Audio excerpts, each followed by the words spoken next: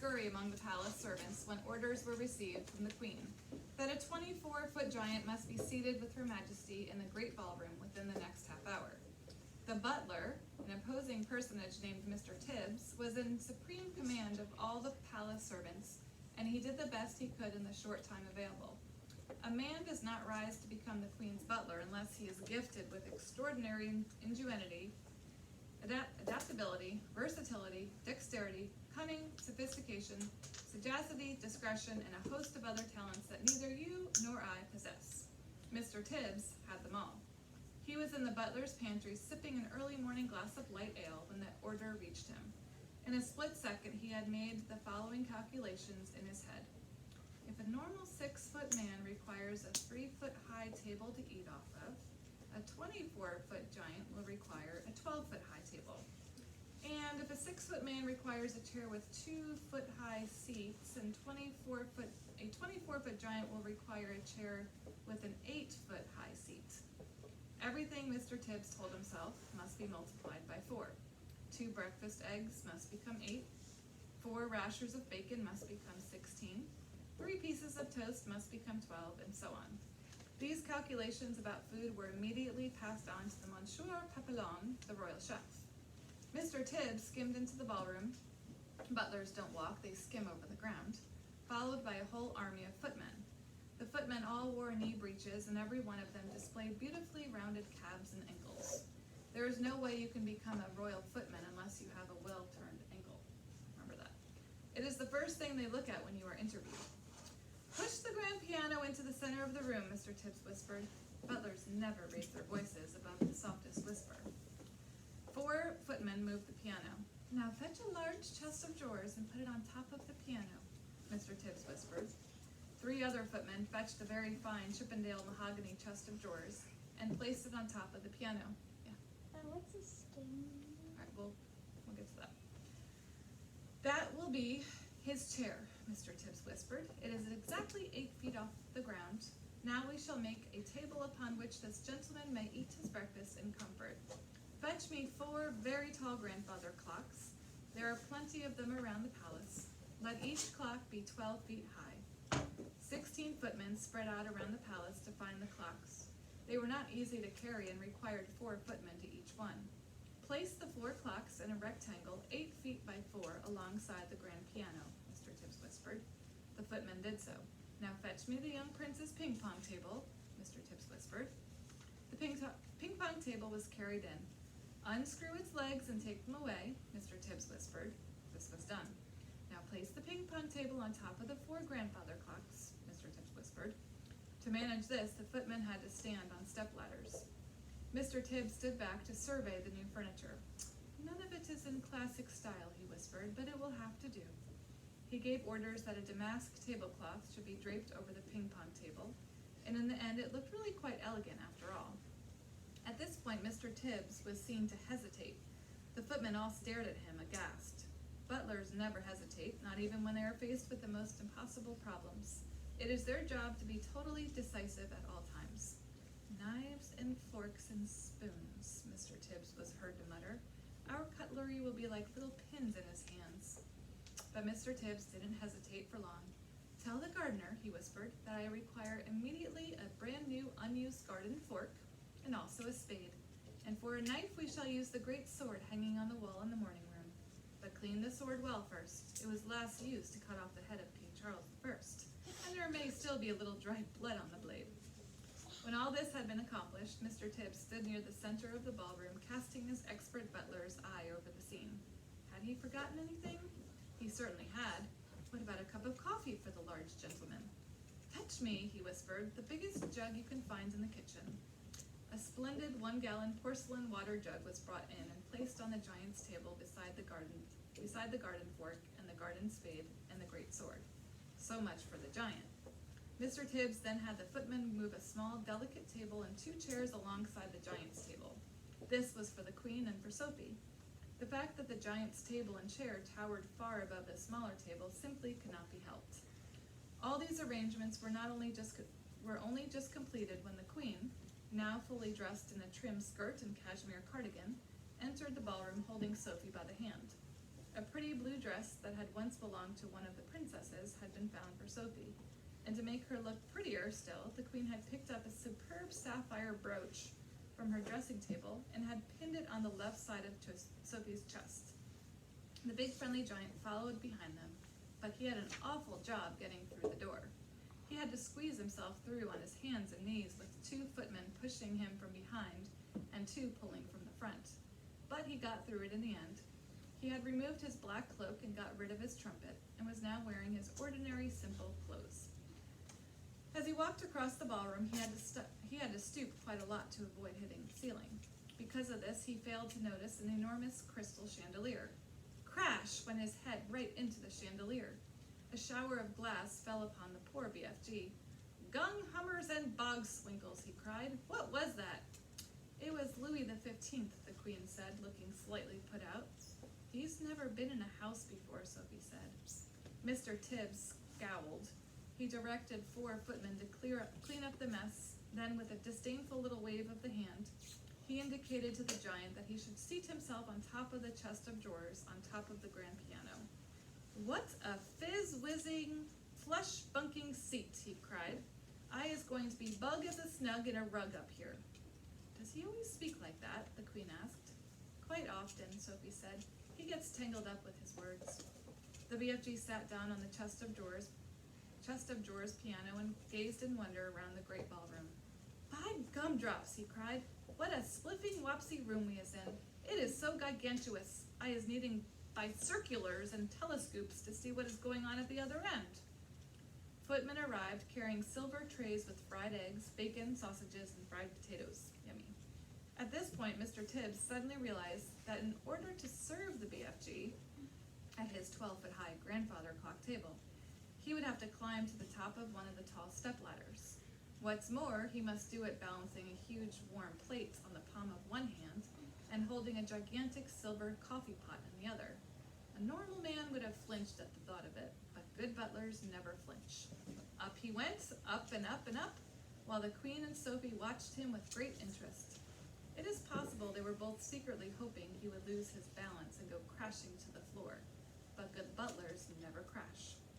At the top of the ladder, Mr. Tibbs, balancing like an acrobat, poured the BFG's coffee and placed the enormous plate before him. On the plate there were 8 eggs, 12 sausages, 16 rashers of bacon, and a heap of fried potato. What is this, please, your magister?" the BFG asked, peering down at the queen. Visual of the butler. Their ceilings must be tall. "He has never eaten anything except snozcumbers before in his life," Sophie explained. "They taste revolting." "They don't seem to have stunted his growth," the queen said. The BFG grabbed the garden spade and scooped up all the eggs, sausages, and bacon and potatoes in one go and shoveled them into his enormous mouth. "By goggles," he cried, "this stuff is making snozcumbers taste like swatchwallop." The queen glanced up, frowning. Mr. Tibbs looked down at his toes and his lips moved in silent prayer. "That was only one titchy little bite," the BFG said. "Is you having any more of this delunctious grubble in your cupboard, Magister?" "Tibbs," the queen said, showing the true regal hospitality, "fetch the gentleman another dozen fried eggs and a dozen sausages." Mr. Tibbs swam out of the room muttering unspeakable words to himself and wiping his brow with a white handkerchief. The BFG lifted the huge jug and took a swallow. "Ouch!" he cried, blowing a mouthful across the ballroom. "Please, what is this horrible swig I is drinking, Magister?" "It is coffee," the queen told him, "freshly roasted." "It's filthsome," the BFG cried out. "Where is the frobscottle?" "The what?" the queen asked. "Delumptious, fizzy frobscottle," the BFG answered. "Everyone must be drinking frobscottle with breakfast, Magister. Then we can all be whiz-popping happily together afterwards." "What does he mean?" the queen said, frowning at Sophie. "What is whiz-popping?" Sophie kept a very straight face. "BFG," she said, "there is no frobscottle here, and whiz-popping is strictly forbidden." "What?" cried the BFG. "No frobscottle? No whiz-popping? No glumptious music? No boom, boom, boom?" "Absolutely not," Sophie told him firmly. "If he wants to sing, please don't stop him," the queen said. doesn't want to sing, Sophie said. He said he wants to make music, the queen went on. Shall I send for a violin? No, your majesty, Sophie said. He's only joking. A sly little smile crossed the BFG's face. Listen, he said, peering down at Sophie. If they isn't having any frabskallel here in the palace, I can still go whiz-popping perfectly well without it, if I is trying hard enough. No, Sophie cried. Don't, you're not to, I beg you. Music is very good for the digestion, the queen said. When I'm up in Scotland, they play the bagpipes outside the window while I'm eating. Do play something. I has Her Magister's permission, cried the BFG, and all at once he let fly with a whiz-popper that sounded as though a bomb had exploded in the room. The queen jumped. Whoopee! Shouted the BFG. That is better than baglepipes, is it not, Magister? It took the queen a few seconds to get over the shock. I prefer the bagpipes, she said, but she couldn't stop herself from smiling. During the next 20 minutes, a whole relay of footmen were kept busy hurrying to and from the kitchen, carrying third helpings and fourth helpings and fifth helpings of fried eggs and sausages for the ravenous and delighted BFG. When the BFG had consumed his 72nd fried egg, Mr. Tibbs sidled up to the queen. He bent low from his waist and whispered in her ear, Chef sends his apologies, your magister, and he says that he has no more eggs in the kitchen. What's wrong with the hens? The queen said. Nothing's wrong with the hens, your majesty, Mr. Tibbs whispered. Then tell them to lay more, the queen said. She looked up at the BFG. Have some toast and marmalade while you're waiting, she said to him. The toast is finished, Mr. Tibbs whispered, and Chef said there's no more bread. Tell him to bake more, the queen said. While all this was going on, Sophie had been telling the queen of everything, absolutely everything about her visit to Giant Country. The queen listened, appalled. When Sophie had finished, the queen looked up at the BFG, who was sitting high above her. He was now eating sponge cake. Big friendly giant, she said. Last night those man-eating brutes came to England. Can you remember where they went the night before? The BFG put a whole round sponge cake into his mouth and chewed it slowly while he thought about this question. Yes, Magister, he said. I do think I is remembering where they said they was going to the night before last. They was galloping off to Sweden for the sweet and sour taste. Fetch me a telephone, the queen commanded. Mr. Tibbs placed the instrument on the table. The queen lifted the receiver. Get me the King of Sweden, she said. Good morning, the queen said. Is everything all right in Sweden? Everything is terrible, the King of Sweden answered. There is panic in the capital. 2 nights ago, 26 of my loyal subjects disappeared. My whole country is in a panic. Your 26 loyal subjects were all eaten by giants, the queen said. Apparently they like the taste of Swedes. Why do they like the taste of Swedes? The king asked. Because the Swedes of Sweden have a sweet and sour taste. So says the BFG, the queen said. I don't know what you're talking about, the king said, growing testy. It's hardly a joking matter when one's loyal subjects are being eaten like popcorn. They've eaten mine as well, the queen said. Who's they, for heaven's sake? The king asked. Giants, the queen said. Look here, the king said, are you feeling all right? It's been a rough morning, the queen said. First I had a horrid nightmare, then the maid dropped my breakfast, and now I've got a giant on my piano. You need a doctor, quick, cried the king. I'll be all right, the queen said. I must go now. Thanks for your help. She replaced the receiver. Your BFG is right, the queen said to Sophie. Those 9 man-eating brutes did go to Sweden. It's horrible, Sophie said. Please stop them, your majesty. I'd like to make one more check before I call out the troops, the queen said. Once more, she looked up at the BFG. He was eating donuts now, popping them into his mouth 10 at a time, like peas. Think hard, BFG. Where did those horrid giants say they were galloping off to 3 nights ago? The BFG thought long and hard. Ha-ha! He cried at last. Yes, I is remembering. Where? Asked the queen. One was off to Baghdad, the BFG said, as they is galloping past my cave. Flesh lump eaters waving his arms and shouting at me, I is off to Baghdad, and I is going to Baghdad, and Mum and every one of their 10 children as well. That's funny. I is off to Baghdad, and I is going to Baghdad, and Mum and every one of their 10 children as well. Once more, the queen lifted the receiver. Get me the Lord Mayor of Baghdad, she said. If they don't have a Lord Mayor, get me the next best thing. In 5 seconds, a voice was on the line. Here's the Sultan of Baghdad speaking, the boy said. Listen, Sultan, the queen said.